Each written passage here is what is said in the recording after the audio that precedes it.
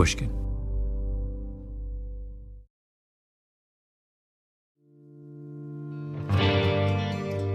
Previously on Revisionist History. He was taken out of his cell thinking that his execution was imminent, strapped to a gurney, and he's asking, the corrections officers who are with him, what's going on? An anesthesiologist in good standing is not going to spend their Wednesdays over at the, state corrections sticking IVs in people for execution. It's not something that we do. Because a cold-blooded convicted killer complains about the prodding and poking of a small IV line. Really? Prodding and poking with a needle? After 3.5 or 4 hours being strapped to a gurney, he was unable to stand, walk, unbutton his shirt, change his clothes, do any of that without assistance.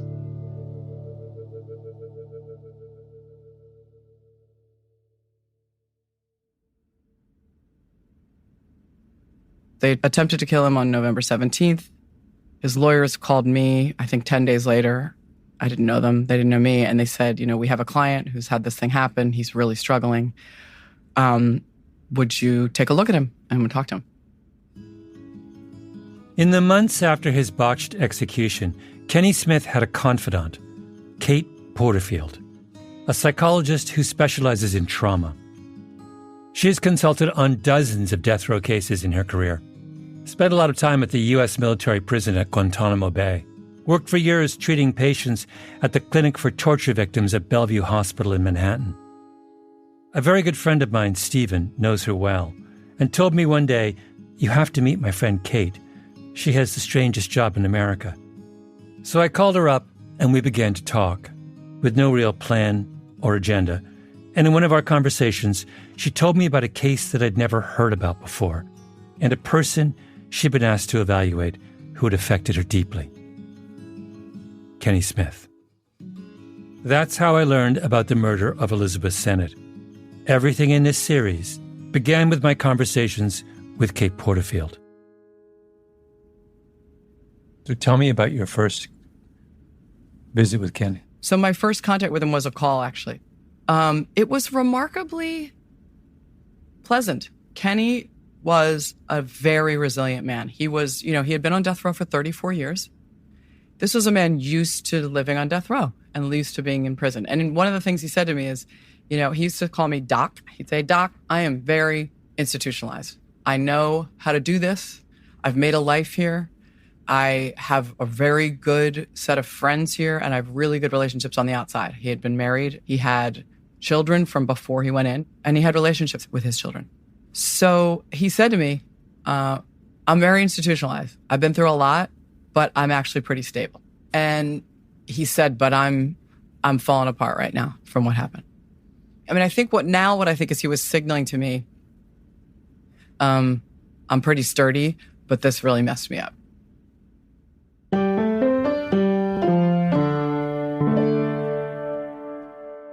Kate Porterfield would end up spending many hours with Kenny Smith over the next year, talking to him on the phone, visiting him at home in prison, trying to understand what happened to him in that execution chamber on the night of November 17th, 2022, trying to figure out how damaged he'd been by the experience, writing an assessment of his condition that could be used by his legal team in court, and, most of all, just trying to understand who he was. My name is Malcolm Gladwell. You're listening to The Alabama Murders. In this installment, I want to look at Kenny Smith through the eyes of Kate Porterfield, to see the Kenny Smith that she saw in those many encounters between the end of 2022 and the long winter of 2023. This is episode 6, The Porterfield Sessions.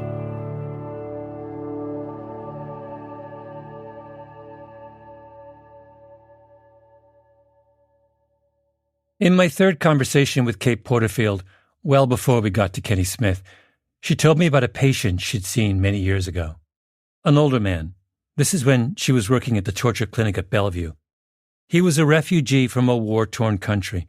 He'd been imprisoned, tortured, and at one point he'd been subjected to a mock execution. He had been made to believe by his captors that he was about to die. So this was probably the first person I ever worked with who had had a mock execution. And it is its own unimaginable horror that leaves a really, really bad physiological imprint. Her goal was to gently push him back towards his traumatic experience, to better understand and to help him. He was very rigid, and he would sit just really tightly wound in the sessions, really gripping the chair. And he didn't want to go there. It took a very long time to draw him out. She would go on to work with 5 or 6 other patients who had gone through something similar. A gun they thought was loaded, put to their head, only to realize it was empty. Being held underwater almost long enough. And even in one case, being left in a cage with a lion. She came to believe that this kind of experience deserved its own category. Why is a mock execution uniquely damaging? Yeah.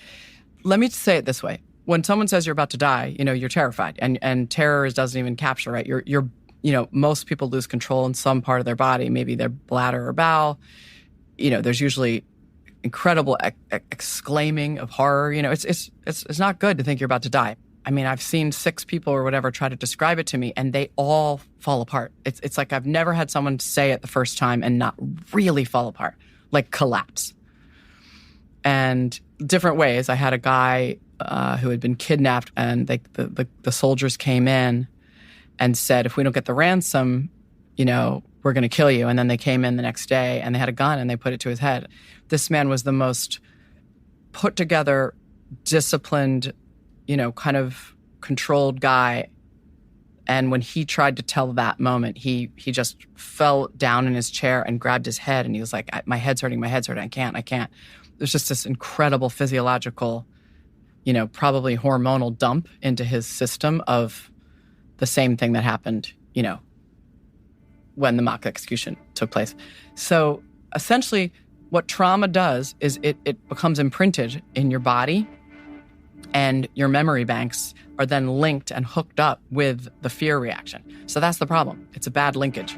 And so when you think about being told, I'm about to kill you, and then you try to tell it, your body just goes. It goes right into that state of terror. This is the first thing that Kate Porterfield saw when she sat down with Kenny Smith, that he was in that special category. But his experience, in some ways, was even more overwhelming. This was not a mock execution, it was a botched execution. Meaning, it wasn't a trick. They were actually intending to execute Kenny, they just didn't manage to pull it off. And Kate wasn't treating someone years after it had occurred. With Kenny Smith, this had just happened. This was different. This was this very orchestrated, slow, systematic process being done by these guys all in this room who he knew. Guys who had been his guards for some of them he knew, some he didn't. But, guys he's known for a lot of years, trying to kill him. Very hard to wrap your brain around. How did the guards react? I think that he believed they got very rattled, and he watched it on their faces, but no one could do anything. And it's a scary narrative then of what people will do with orders, right? There was a point after all these poking of him with needles going around his feet, his arms, where they took the gurney and inverted it upwards with his feet up and left him there for, I have to look, but I think it was upwards of 20 minutes, 30 minutes. They came back in.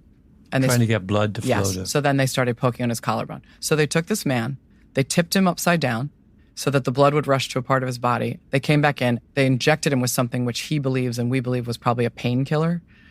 And then they started going on his neck, around his collarbone. I'm sorry, but I don't imagine that a person who's doing that and witnessing it can walk away from that unscathed themselves.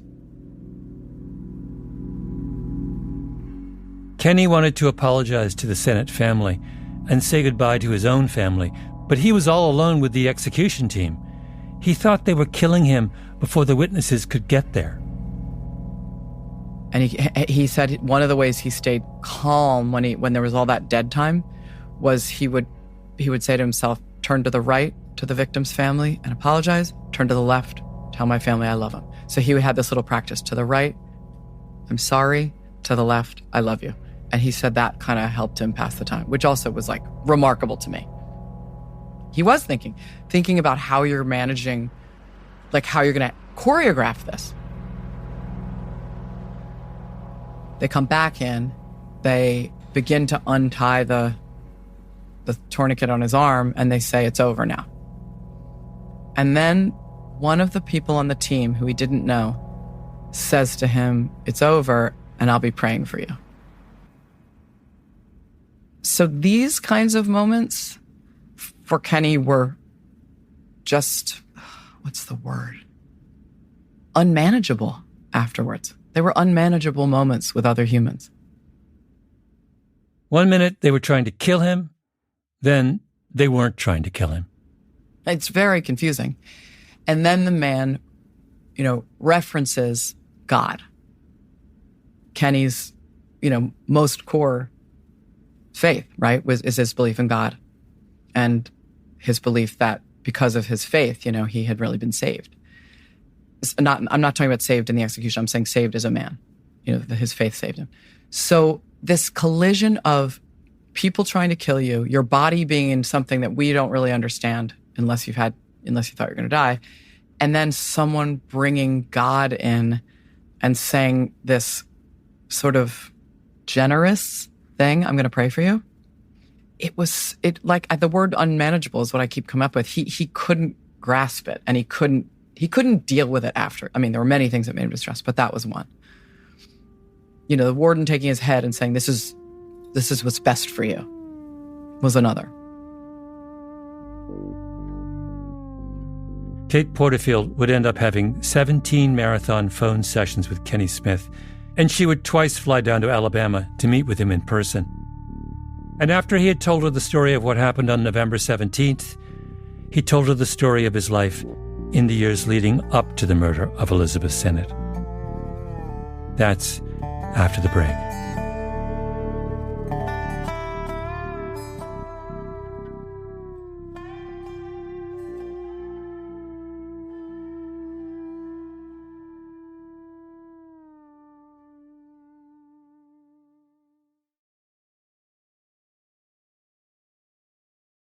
Kenny Smith's full name was Kenneth Eugene Smith. Both Kenny and his brother Joey were named for their father, a truck driver named Wesley Eugene Smith. Did you ever regret naming them after? I did. Yeah. Linda Smith, Kenny Smith's mom, still lives in the Shoals. She spoke with Lee Hedgepeth, a local reporter who knew Kenny well and covered his case. Has he passed now, Jean? Oh, yes. Yeah, I think he was 45 when he passed. Linda and Jean had 5 children together in quick succession. Kenny was the eldest. He didn't really want a child at that point. Why do you think that was? I don't know. I guess he wasn't through with his wild oats, I guess. Mm-hmm. So tell me about the wild oats. Not too much of a drinker, more of like pills. Back then it was kind of uppers and downers. Gene was on the road a lot. He had another relationship. Linda says it was with an underage girl. Gene got her pregnant, but he still came around to see Linda, to sleep with her, or just to hit her. Oh, yeah. He always did that, just about. When did it start? I mean, not when we first started dating. I guess it started after Kenny was born. What I think is he was doing stuff and he was thinking I was, Right. He was jealous, yeah. But I wasn't, I had a kid to raise. I mean, he would just hit me in the head and I mean, I've still got a scar right there where he threw a bottle at me. And right here, it may have been gone now, but it would just, hit me, knock me on the floor, slap me. Well, see, like I said, he thought that I was, out doing stuff and partying. And like I said, which I wasn't. And can you recall, like, for example, the incident with the bottle? Can you tell me what happened then? Do you remember? Yeah. I mean, I didn't know he was coming in that night, which it didn't matter.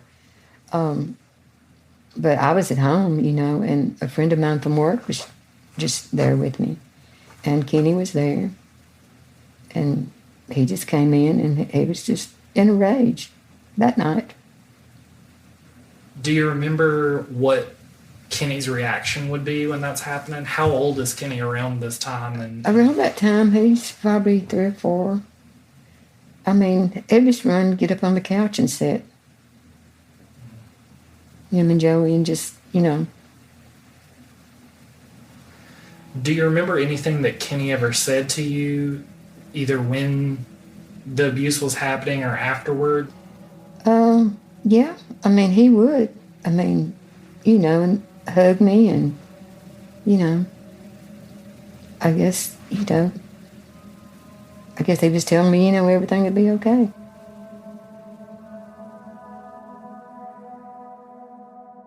Kenny would draw pictures and give them to his mom. At Kenny's sentencing hearing, a series of witnesses testified about Jean's abuse. One was a woman who worked as a waitress with Linda. Jean would come into the restaurant when Linda was working. This is what she said.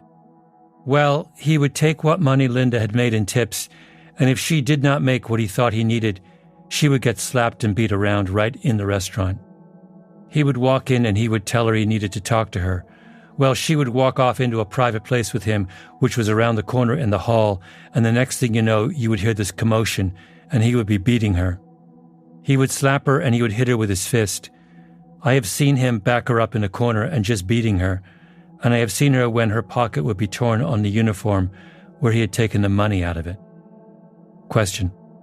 And how often would he come around? Answer. Well, at least 2 to 3 times a week that happened. He always made a point to hit her around the eyes.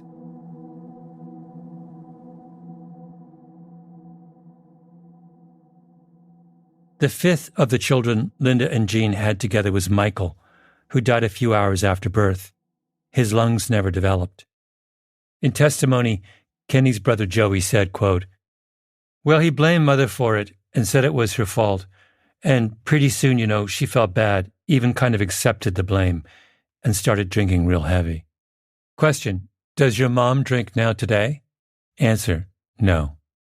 Kenny, Joey said in his testimony, was the one taking care of her. He would be in there with a cold rag on her head, cleaning up the vomit out of the floor when she missed the commode, and trying to wrestle her up out of the floor to get her in the bed because she was a big woman. Question, how old do you think Kenny was the first time that you saw him picking your mama up and talking to her and wiping her? How old do you think he was? Answer, probably 8 or 9. Question, did there ever come a time when you saw your brother turn to drinking? Answer, oh yes.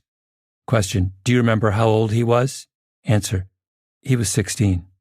Question, did there ever come a time when you saw your brother start to drink too much? Answer, yes.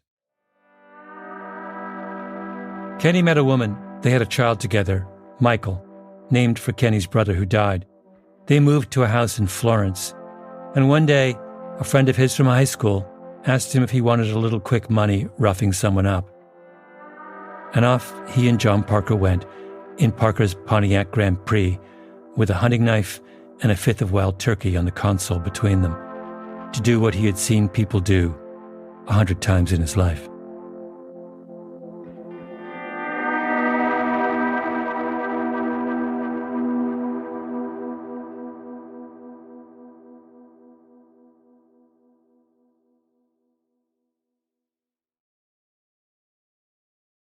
Kate Porterfield and I sometimes digressed into more personal subjects. We talked a lot about our kids and parenting, what she had learned as a mother of 3 daughters. And there was something she said at one point that I can't stop thinking about. You know Catherine Harrison, you know who that is? She's a great writer, yeah. And she wrote this incredible memoir about her life with her father, who had disappeared and then got involved with her in incredibly inappropriate way. And it was a beautiful, very painful memoir, very brave. And she has a line in there, I'm going to get it wrong, but where she says, we think that parenting is about unconditional love. And what we mean by that is that the parents have unconditional love towards the children. But what you learn as you grow and as you have kids is that actually the unconditional love is coming from the child to the parent.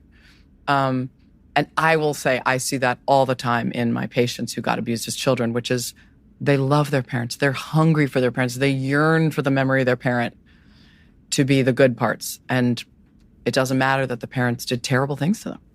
It doesn't matter. No, I mean, it matters to who they've become, but in their sense of self. Oh, I see. They yearn for that parent. Children have an unconditional, my point is children have an unconditional love of the parent. When Kate Porterfield was just out of college, she'd been attacked by a stranger. He took her by surprise and beat her up. She suffered from what she now realizes was PTSD. It took her years to recover. That experience was one of the reasons she developed such an interest in treating trauma. She had no connection to her attacker, though, no reason to return to him. It was possible to understand ultimately that this was just a case of being in the wrong place at the wrong time. But what if he wasn't a stranger? What if you loved your attacker? And what if your love was so powerful and instinctual that you couldn't help yourself, that you kept coming back again and again, hoping things might be different? I think that's another kind of suffering that deserves its own category.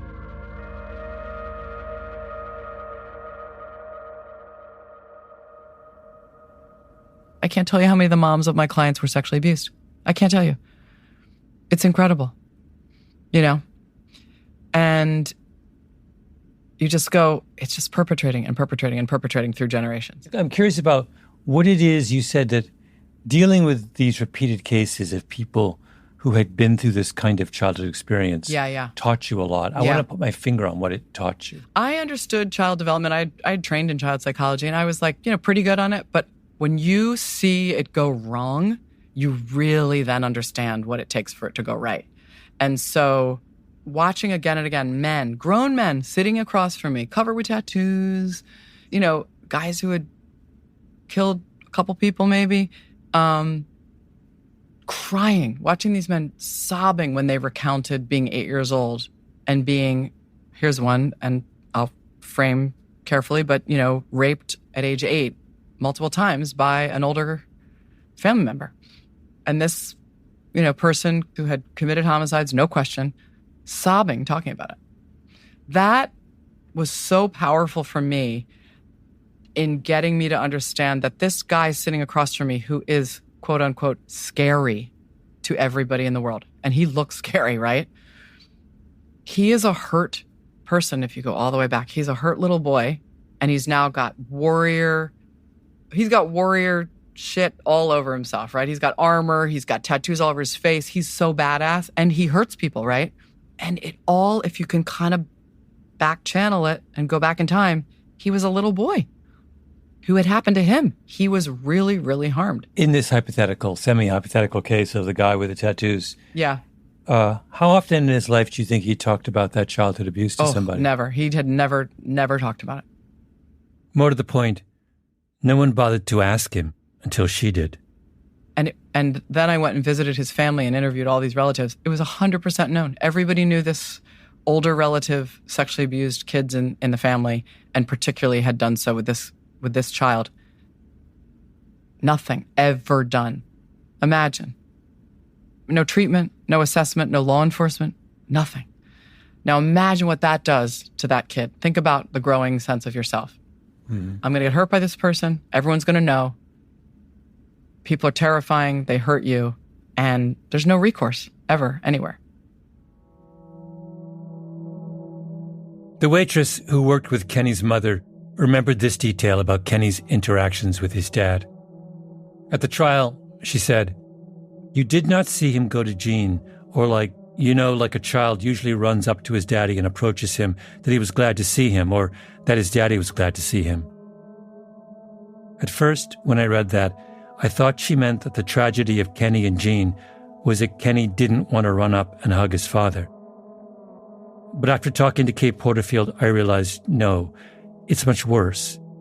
It's that he wanted to run up and hug his father, but understood, even at that age, that that was impossible. Kenny Smith's crime was not committed in isolation. It was a violent act that came at the end of a long cascade. We like people to either be victims or bad guys, right? And so victims are people that things happen to, and people who do bad things are just people who do bad things. And what the area that I think we're woefully missing as, especially in criminal justice, is seeing that people who do things that are against the law or even violent or even murder are usually or frequently doing that themselves, having suffered really bad harm, hurt, maltreatment, abuse, violence. People have a hard time recognizing that a lot of bad behaviors come out of trauma too.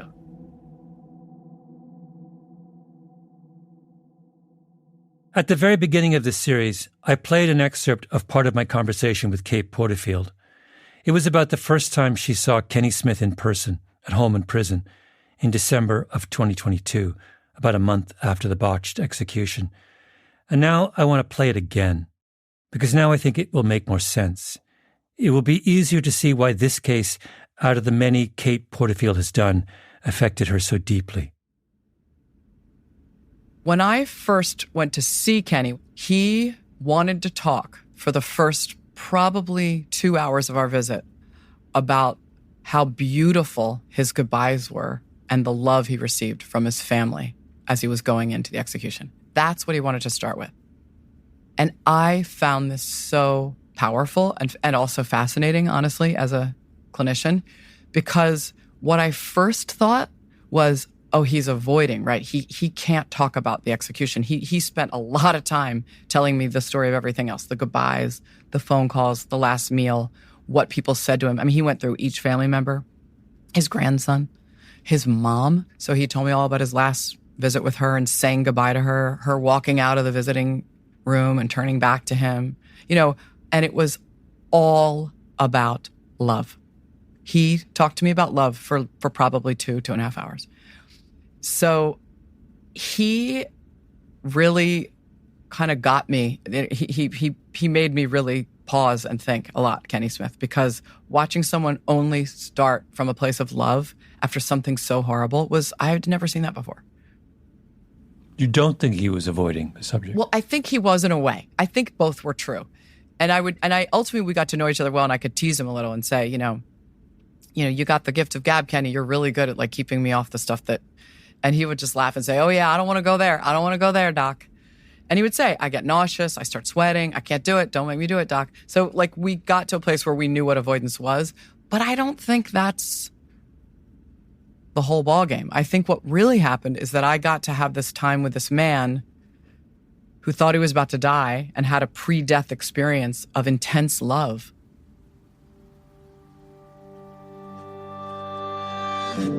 There's a famous quote from the art critic John Ruskin: "Hundreds of people can talk for one who can think, but thousands can think for one who can see."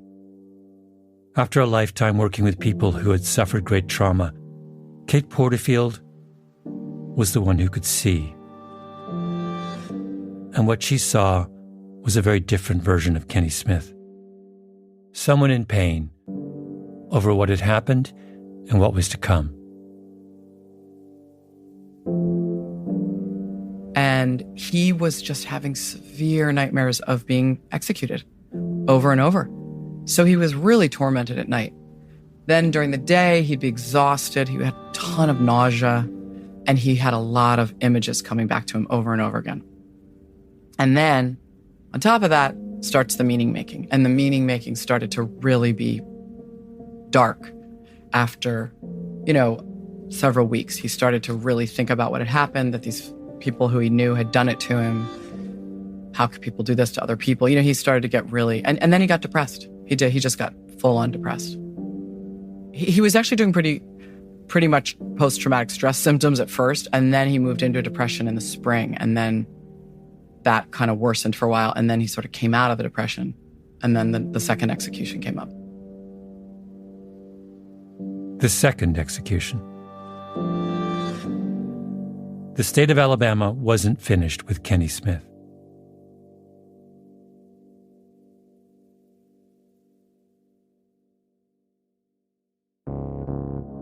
Coming up on the series finale of The Alabama Murders.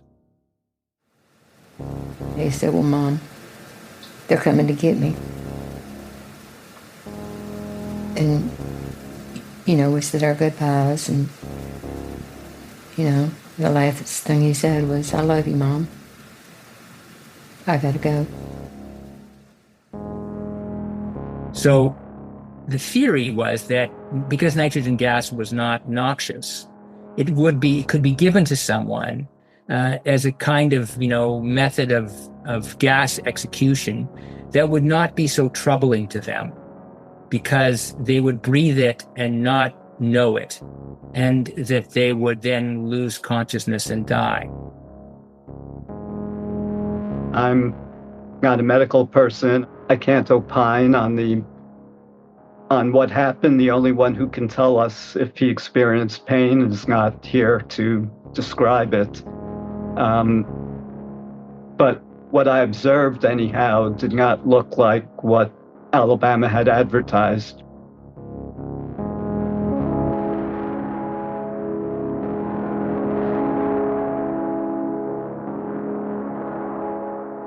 Revisionist History is produced by Lucy Sullivan, Ben Nadaf Haffrey, and Nina Bird Lawrence. Additional reporting by Ben Nadaf Haffrey and Lee Hedgepeth. Our editor is Karen Shakurji. Fact-checking by Kate Furby. Our executive producer is Jacob Smith. Production support from Luke Lamond. Engineering by Nina Bird Lawrence. Original scoring by Luis Guerra with Paul Brainard and Jimmy Bott. Sound design and additional music by Jake Gorski. I'm Malcolm Gladwell.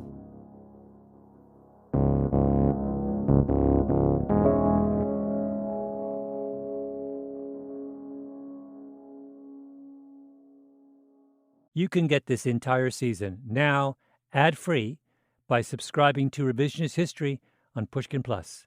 Sign up on the show page on Apple Podcasts or at pushkin.fm/plus. Pushkin Plus subscribers can access ad-free episodes, full audiobooks, exclusive binges, and bonus content for all Pushkin shows.